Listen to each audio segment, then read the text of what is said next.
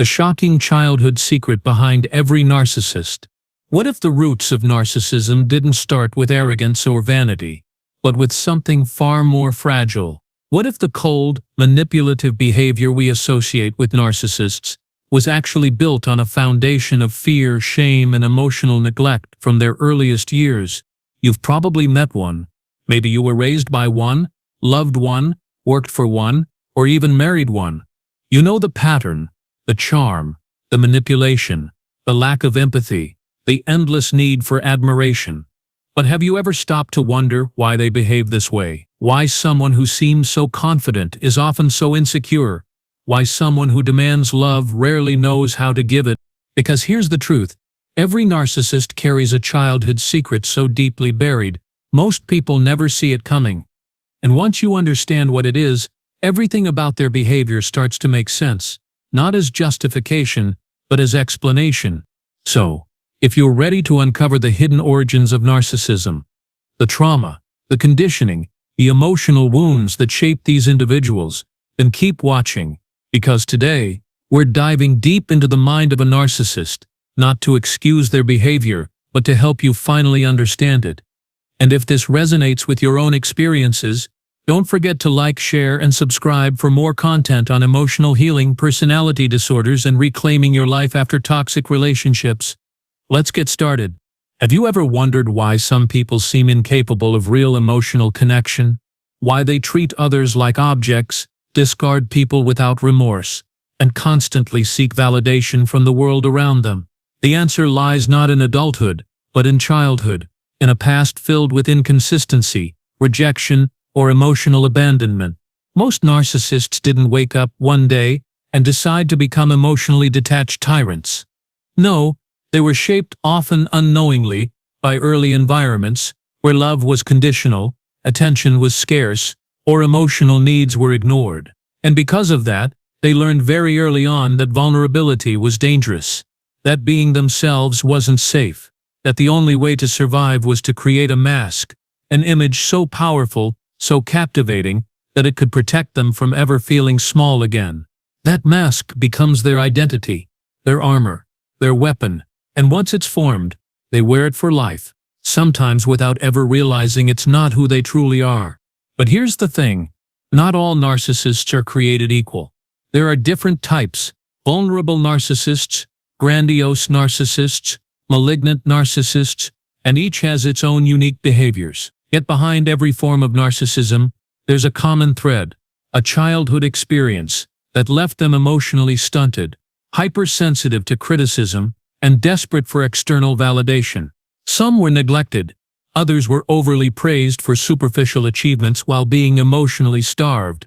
Some were abused, others were idolized until they cracked under pressure. In many cases, narcissists grew up in homes where love was conditional, given only when they performed, obeyed, or made their caregivers look good. And over time, they internalized the belief that they weren't lovable just for being themselves. So, they created a false self, a version of themselves that would always be admired, never rejected, and forever in control. And that false self became the only thing they believed was worthy of love. Now, let's talk about the most misunderstood part of narcissism, the idea that narcissists are simply selfish or arrogant. In reality, beneath the surface of their bravado lies a deep well of insecurity. Narcissists aren't confident, they're terrified. They live in constant fear of being exposed, seen through, or proven unworthy. That fear comes directly from childhood.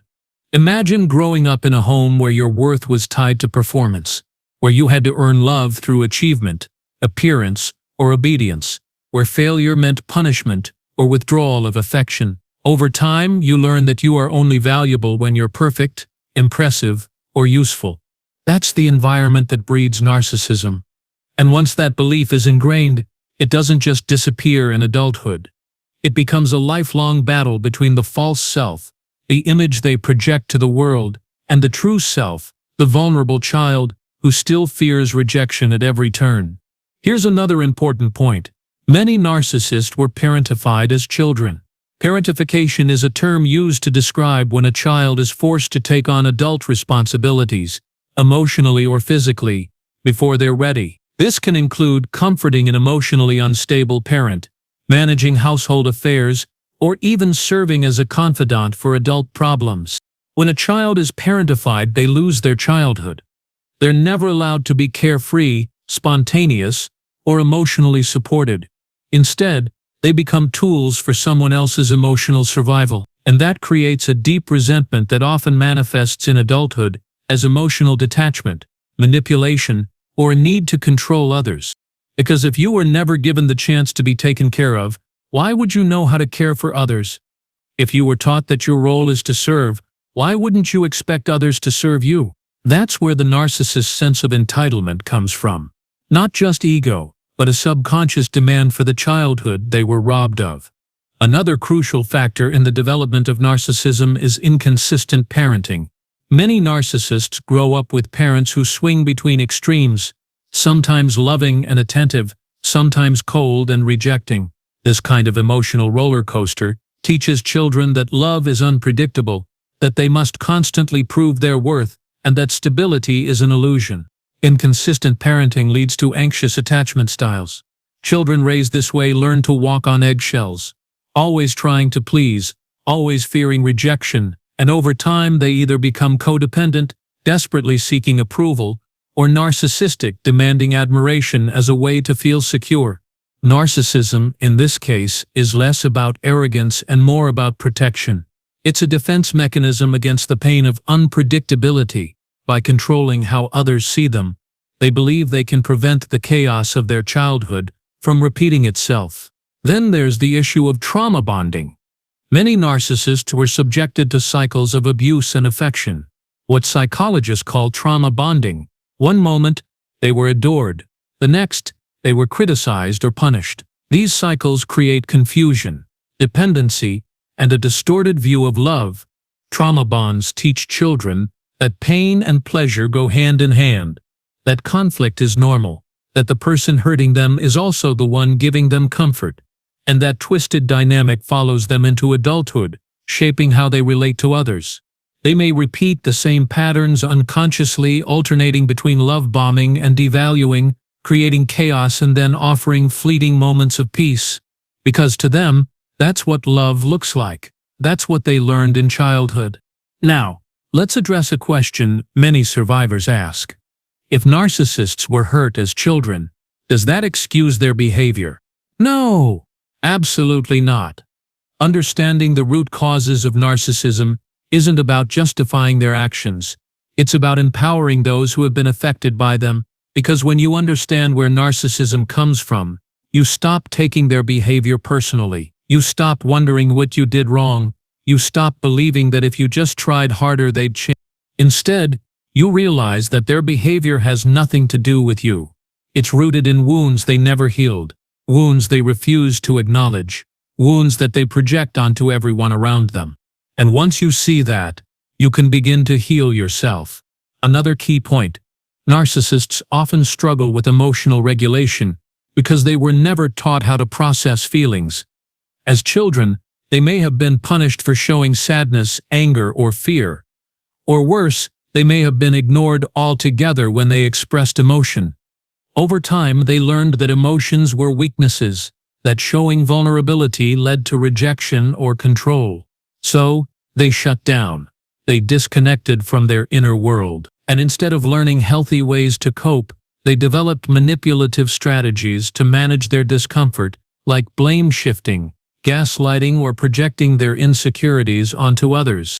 That's why narcissists often seem emotionally immature, because in many ways, they are.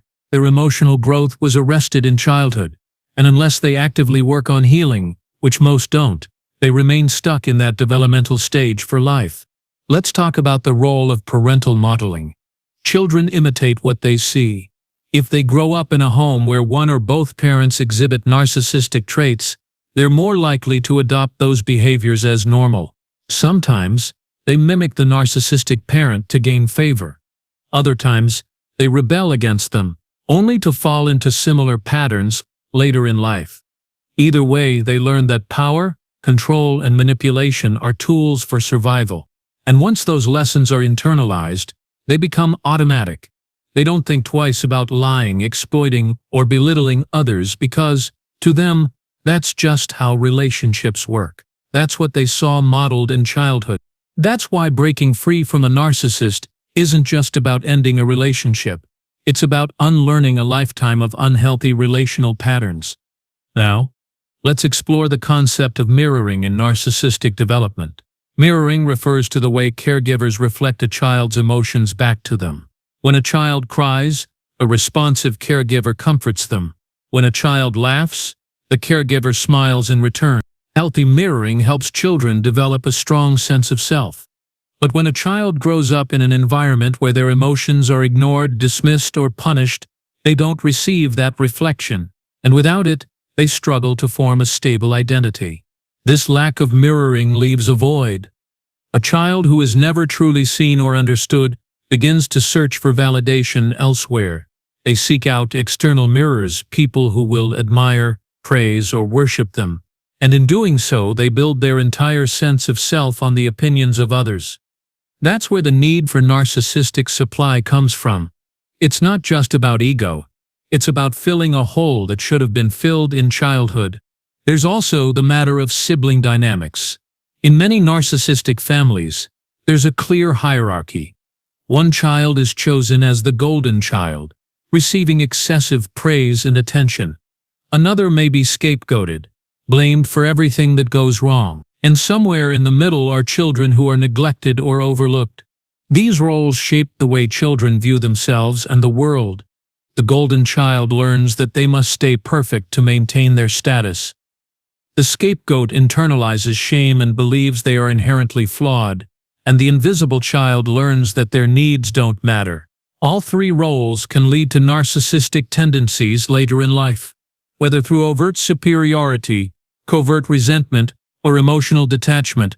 The effects of family dynamics echo throughout adulthood. One of the most painful truths about narcissism is that it's often passed down through generations.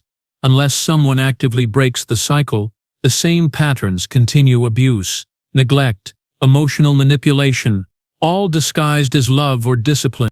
Breaking that cycle requires self-awareness, therapy, and a willingness to confront painful memories. But for most narcissists, that level of introspection feels too risky, too uncomfortable, too shameful. And so, they repeat the past. They recreate the same dysfunctional dynamics. They pass on the same wounds, unintentionally, but undeniably. That's why understanding the childhood origins of narcissism is so important. It helps us recognize the generational nature of the problem, and it gives us the tools to heal, rather than perpetuate.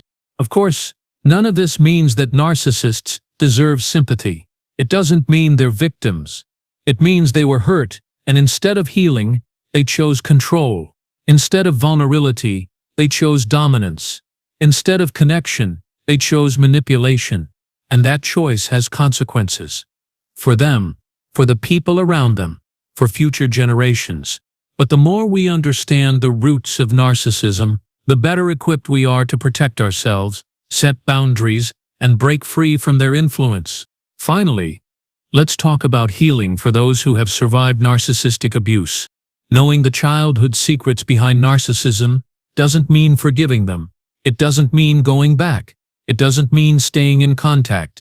It means understanding that their behavior was shaped long before they ever met you, that their inability to love was decided in moments you'll never witness, and that their cruelty came from places they'll never admit. And once you understand that, you can begin to release the guilt, the confusion, the hope that they'll change. Because the truth is, they won't. Not unless they choose to. And even then, change is rare. But you can change. You can heal. You can rebuild. You can move forward with clarity, strength, and purpose. And that's the most powerful thing of all. Thank you for watching. If you found value in today's video, please consider liking, subscribing, and sharing this content with others who might benefit from understanding the mind of a narcissist. Your voice matters, your experience matters, and your healing journey matters. Remember, you are not alone, you are not crazy, and you are not to blame. You are strong, you are wise, and you are worthy of a life filled with love, peace, and authenticity. Keep going. Keep growing. Keep shining. Because the world needs your light.